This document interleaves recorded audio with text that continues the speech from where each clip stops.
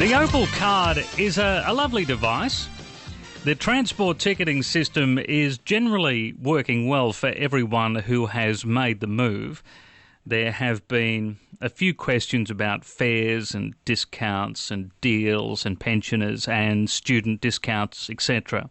But generally, it's doing the job. The rollout is on target and there have been no great errors with the system. But here comes the big problem, and it's not going to affect the everyday traveller, but it is going to be a real problem for tourism.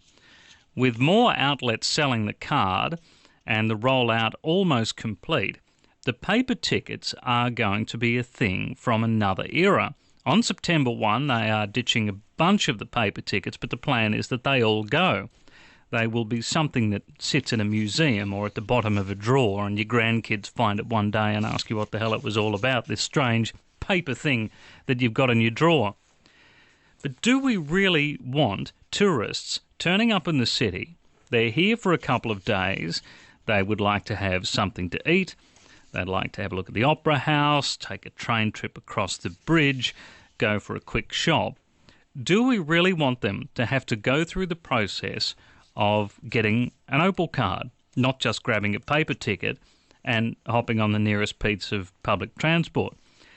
A couple of years ago, Melbourne went through the same thing. They put the MyKey system in place. Look, the system works fine. It was a bit pricey.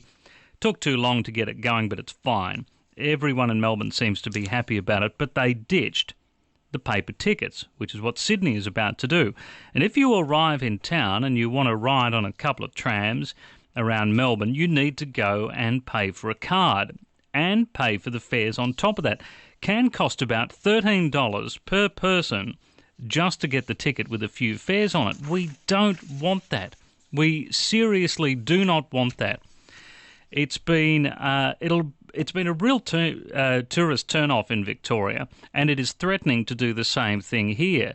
If you've travelled around the world, one thing that you judge a city on is the public transport. And if people come to Sydney and they go home and say, no, look, it's all right. I mean, the food's good and there's great things to see and the people are just first class and they're terrific, but, try and get around on the trains. You don't want to make it too hard. If we do, we're in strife. If you've got a news tip, a rumour, an opinion, call Justin on 2UE on 13 13 32.